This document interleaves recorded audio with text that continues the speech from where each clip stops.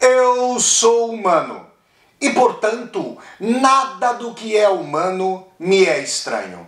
Assim falava o poeta e dramaturgo romano Terêncio, e assim falo eu, Flávio Ricardo Vassoler, escritor, professor, youtuber e nômade, fiel como os pássaros migratórios. E hoje, em mais uma resenha de filme aqui no meu canal do YouTube, Flávio Ricardo Vassoler, eu trago para vocês uma discussão a respeito de uma verdadeira obra-prima. O primeiro filme da série Decálogo, do grande cineasta polonês Krzysztof Kieslowski.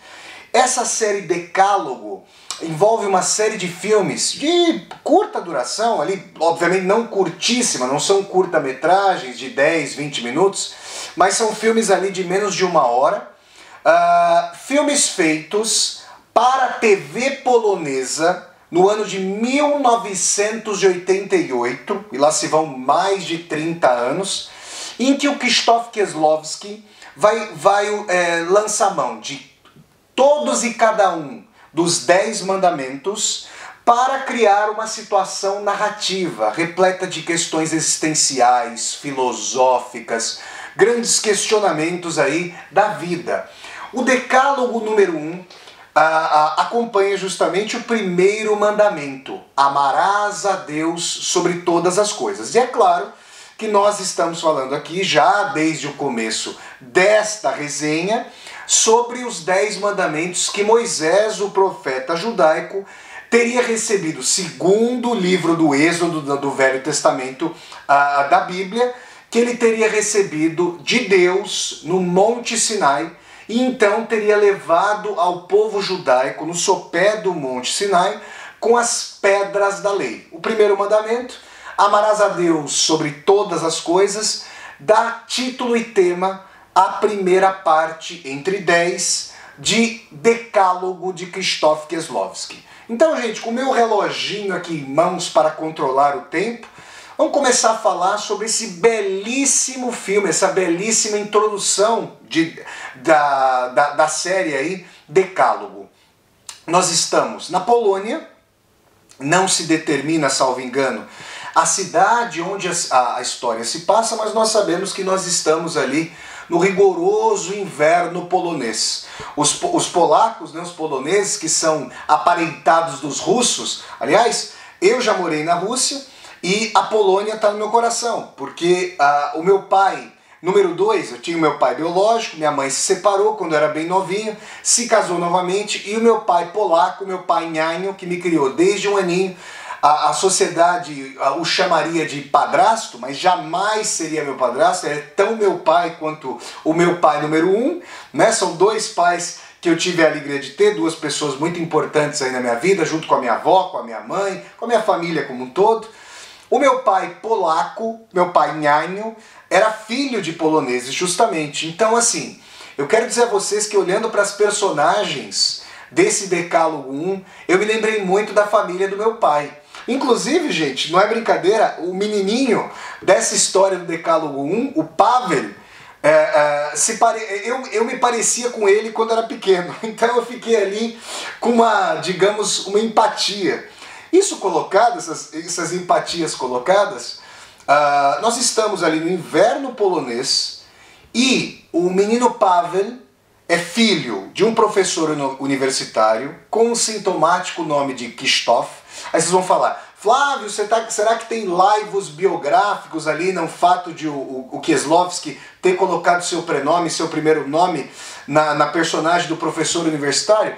Olha, gente, eu não vou entrar nessa seara, mas de qualquer maneira não deixa de ser uma referência simbólico-metalinguística, porque o pai vai educar o filho segundo os parâmetros da racionalidade matemática, do controle, como um diretor controlando o seu filme, e ao fim e ao cabo aquilo que amarás a Deus sobre todas as coisas, a primeira parte do Decálogo nos vai mostrar, é que existe um aspecto do imponderável, um aspecto do não governável, um aspecto do potencialmente irredimível que a racionalidade não consegue encampar. Existe nesse decálogo número 1, uma tensão entre fé e racionalidade, tensão cristalizada na vida do pequeno Pavel, que deve ter ali seus 7, 8, 9 anos. Um jovenzinho, uma criança ainda, né? Eu disse que seu pai é professor universitário, é alguém que está lidando ali com os primeiros microcomputadores, né? Eu me lembro ali de que no início ou em meados da década de 90, tive um computador, acho que o 386 ou 486, o pessoal aí que tiver ao redor dos 40 anos, que é quase a minha idade, vai se lembrar disso. E era uma coisa que eu não compreendia, ainda não tinha internet aqui no Brasil, depois no fim da década de 90 chegou a internet, né? Muito bem, o pai ali dá aula de linguística, mas também dá aula de matemática, ensina o menino a calcular as propriedades das coisas, a estabelecer um sistema ali computacional para abrir a porta do apartamento, para abrir a torneira, para ligar e desligar a luz e assim por diante. E o menino vai sendo criado nessa tradição de cálculo, ordenamento aí do real, segundo o afeto do pai. A gente não fica sabendo da mãe, né, nessa família, talvez porque a mãe tenha falecido. Quem faz às vezes, digamos, de mãe do Pavel é a irmã do Krzysztof, que é a Irena. E eu devo dizer que a Irena se parece com uma das irmãs do meu saudoso pai polaco, meu saudoso e corintiano pai polaco, meu pai Nhanho. E a Irena, diferentemente de seu irmão, já tem uma dimensão do altruísmo, da bondade, da ajuda e da fé. A Polônia, como vocês podem saber, é um país profundamente católico. E ali a época da filmagem do Decálogo, o Papa, né, o principal líder ali político-espiritual da Igreja Católica, era Karol Wojtyła, um Papa polonês, João Paulo II, né? E aí nós temos então que o menino, ele fica dividido, digamos, entre os ensinamentos do pai, que o ama bastante, que é afetuoso com o menino, mas de qualquer maneira vai ensinando para o seu filho os parâmetros da racionalidade, do cálculo, da investigação. Por outro lado, a Irena, que é irmã, vejam vocês, que é irmã do Krzysztof, tia, portanto, do Pavel, quando instada pelo Pavel sobre a existência de Deus, ou sobre o porquê de os dois irmãos, seu pai e sua tia, serem tão diferentes, a Irena diz para ele algo muito importante. Olha, a vida do seu pai, ela parece mais simples com essa ordenação, com esse cálculo. E aí ele toma um sentido para viver. E aí o menino lhe pergunta, mas existe Deus? O que é Deus? E ela lhe responde, a tia, a Irena lhe responde ao Pavel lhe dando um abraço e dizendo que Deus estava naquele abraço, na ajuda ao outro. Por outro lado, quando Pavel perguntou para o pai se havia Deus, num contexto bem especial que eu já vou comentar com vocês, o pai assim lhe dissera, olha, existem pessoas que pressupõem que a morte é uma passagem, que há vida após a morte, que Deus existe, para terem uma vida mais simples, mais fácil, para conseguirem suportar a vida e para conseguirem continuar vivendo. Então vejam, Krzysztof Kieslowski está singelamente, a partir do prisma de uma criança, lançando para nós uma questão das mais essenciais. Nós temos duas formas de encontrar sentido. A forma que dota a vida de sentido, com base em Deus e na transcendência, com base na fé, e a forma de encontrar sentido que dota a vida mesma, como fonte inequívoca da própria vida e do sentido, prescindindo, portanto, da transcendência de Deus, calcando o sentido aqui na imanência. No caso do pai de Pavel, do Krzysztof, com a racionalidade, a matemática, o ordenamento mesmo da vida. Agora é importante dizer que quando Pavel pergunta a seu pai, Christoph, se Deus existe ou não, o pai não diz que é ateu. Ele afirma, não sei. Então o pai estaria mais em face do agnosticismo. Muito bem. Num determinado momento ali, quando nós estamos conhecendo a natureza da relação entre Pavel e seu pai, o pai lhe propõe um enigma ali, um exercício que eu me lembro de ter feito em 1997, quando estava no então chamado primeiro colegial, que, salvo engano, hoje é chamado de primeiro ano do ensino médio. Quando eu comecei a estudar física mecânica, uma das primeiras fórmulas, um dos primeiros conceitos que nós aprendemos foi o conceito de velocidade média uniforme ou velocidade média uniformemente variável.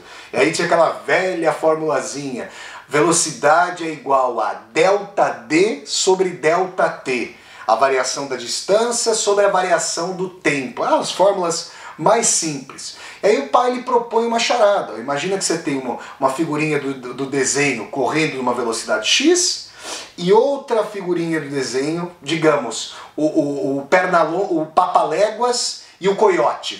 Vamos pensar assim. O Papaléguas está fugindo do coiote. O Papaléguas corre, sei lá, a 30 km por hora, ele é muito rápido, mas agora ele está cansado, e o coiote corre a 45 km por hora.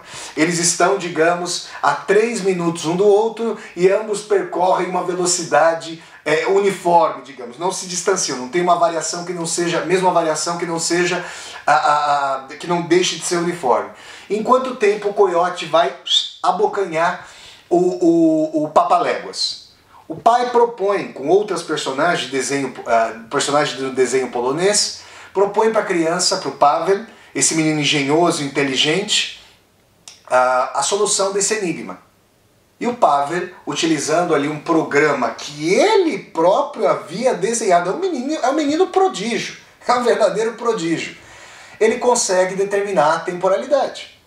Só que, a despeito dessa capa racional, a despeito desse encampamento racional e matemático do mundo, o Pavel vai deparar, saindo ali para a rua, saindo ali para o exterior, não protegido, não guarnecido, no inverno, todo tomado por capa densa de neve da Polônia, ele vai deparar no seu caminho com um cãozinho morto, um cão com quem ele brincara muitas vezes.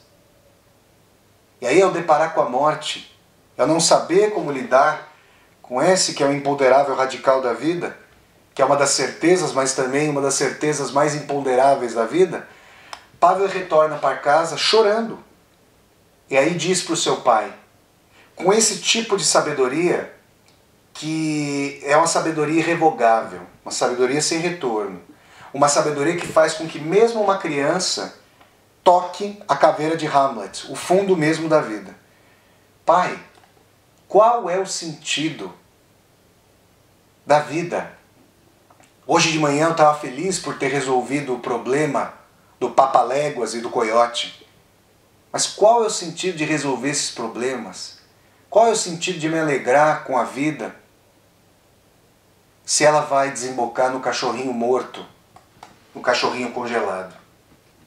E o pai lhe fala que não há vida após a morte e que a única coisa que permanece são as ações das pessoas. E a lembrança das pessoas, a lembrança para as pessoas que permanecem em relação às ações feitas pelas pessoas que se vão. Vejam que o menino toca o fundo da vida. E aí chega o núcleo do conflito de Decálogo 1, a tensão mais encarniçada. As crianças brincam no inverno. O pai leva, por exemplo, o pai só sabe levar o filho, é a forma como ele lida com o mundo, para que o filho fique com ele em suas aulas universitárias. E numa das aulas que a câmera de Kieslowski capta, e é importante dizer que a câmera de Kieslowski é sumamente lúdica. Por quê?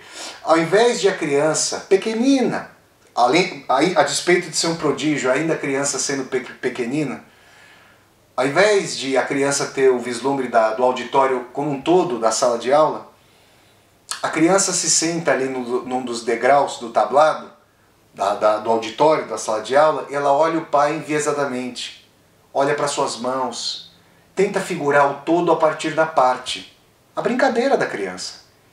E o pai, enquanto isso, diz que poderia pressupor que um programa de computador, como acontece hoje com a quarta revolução industrial, com a inteligência artificial, que já faz obras de arte, que já tem tradutores simultâneos de uma língua para as mais diversas, que já consegue conversar conosco com programas acoplados a computadores e celulares, que um dia seria possível que um software, um aplicativo, um programa desse ponto desenvolvesse personalidade. Ou seja, tirando ali a dimensão do imponderável, da subjetividade, do livre-arbítrio, bases mesmas do judaico-cristianismo.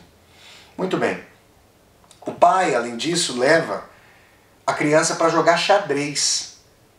E o menino ajuda o pai a derrotar uma campeã de xadrez ali da Polônia. E ela, inclusive, gratulira, como se fosse ali do polaco com o russo e com o alemão. Nesse cruzamento entre o russo e o alemão que forja ali, digamos, a complexa língua polaca, a língua polonesa. Muito bem. Só que, se de um lado o pai traz a ordem, o sistema cartesiano, de outro lado, a tia como que lida com a vida da infância imponderável. E é a tia que vai buscar, é a Irena que vai buscar o Pavel na escola. E ele está ali patinando sobre o gelo ali cristalizado. Isso é interessante. A mesma brincadeira que faz com que ele se divirta com os coleguinhas de escola, vai ser a brincadeira que o vitima ao fim e ao cabo. E como vai acontecer? De forma muito triste eu falo isso para vocês, porque ao rever esse Decálogo 1, amarás a Deus sobre todas as coisas, eu sinto aí uma tristeza oceânica, profundíssima. O menino quer brincar no lago. O que o pai faz? Pede para o menino ligar para a estação meteorológica e perguntar a temperatura dos 3 últimos dias do solo. Além disso, o pai vai até o lago usando um bastão, bate com o bastão contra a neve para saber se ela tem uma espessura dada.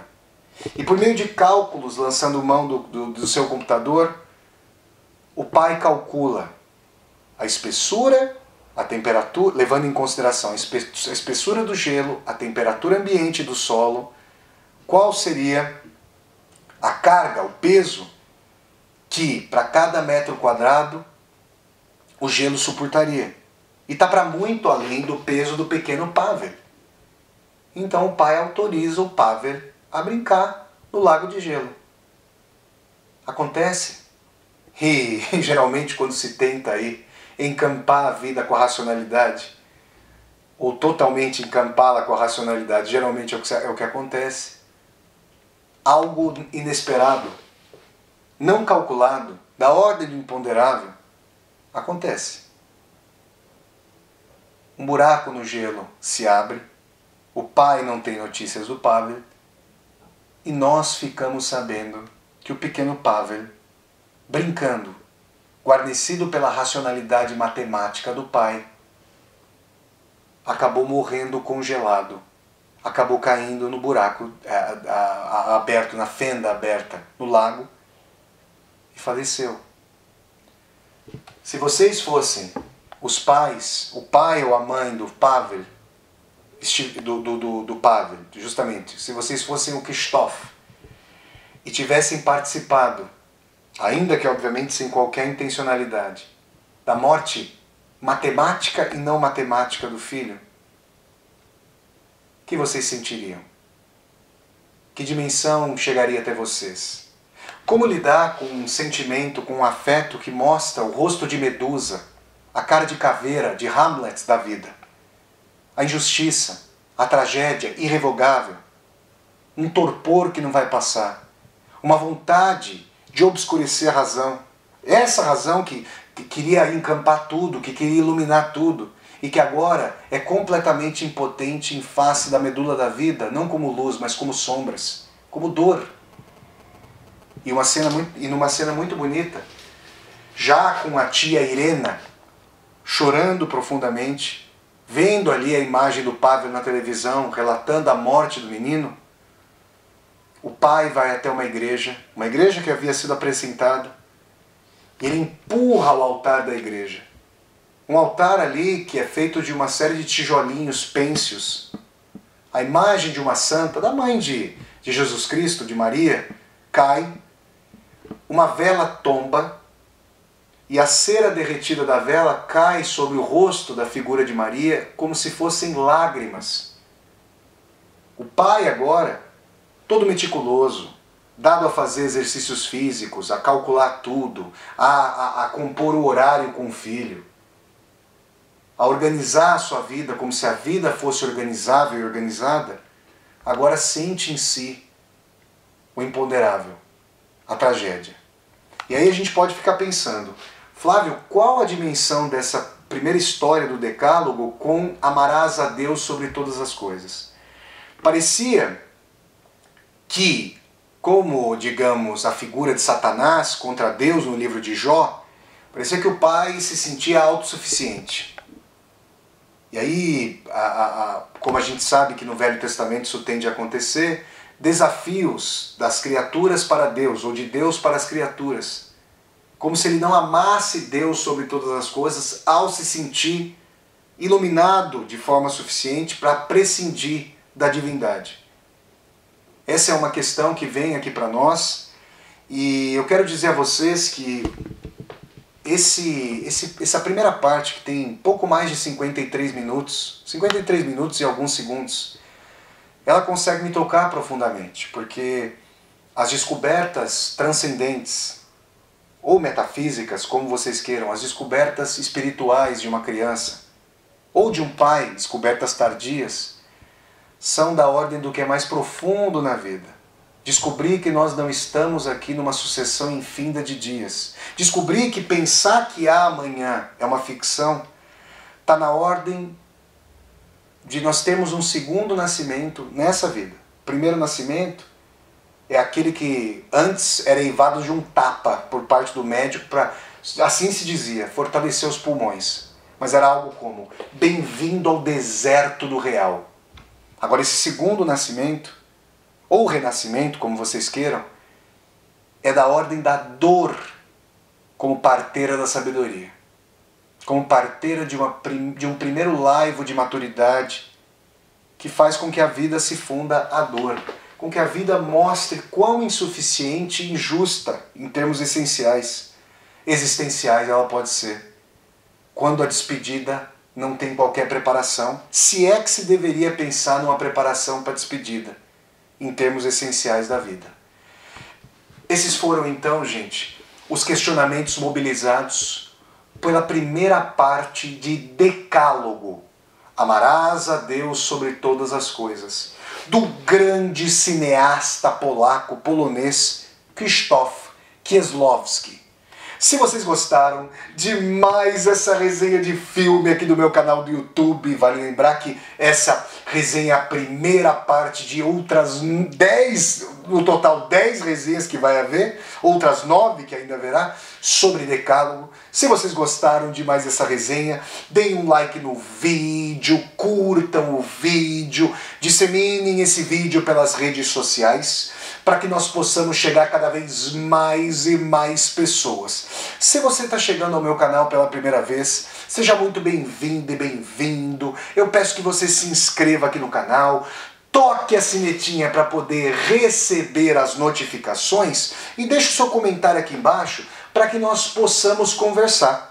E mais, aqui embaixo desse vídeo você vai encontrar uma tecla chamada Seja Membro. Se você gosta das atividades desse canal, considere a possibilidade de, ao clicar na tecla Seja Membro, se tornar, segundo sua situação financeira, um membro ou uma membro humanista aqui do meu canal para apoiar este projeto de universidade aberta no YouTube. Então é isso, pessoal. Eu deixo sempre os convites para vocês acompanharem as resenhas de filmes aqui do meu canal do YouTube, que acontecem todos os sábados às 10 horas da manhã, horário de Brasília, aí no Brasil. Então até a próxima resenha de filme, pessoal, e tchau, tchau!